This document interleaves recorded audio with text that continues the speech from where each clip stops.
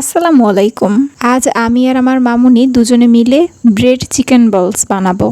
এর বাইরের পাশটা হচ্ছে অনেক মুচমুচে আর ভেতরটা একেবারেই নরম, যা একবার খেলে মুখে স্বাদ লেগে থাকবে।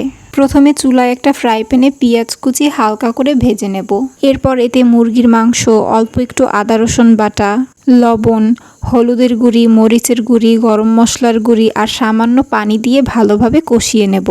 কষানো হয়ে গেলে এতে ঘষে রাখা আলু আর বিটরুট দিয়ে দেব। বিটরুটটা হচ্ছে অপশনাল, আপনার যদি বাসায় না থাকে তাহলে নাও দিতে পারেন। আমি দিয়েছি কারণ বিটরুট দিলে ভেতরের রঙটা একটু সুন্দর লাগবে। এটাকে সেদ্ধ করার জন্য এতে আরও পানি দিয়ে 7-8 মিনিটের জন্য ঢেকে রাখবো।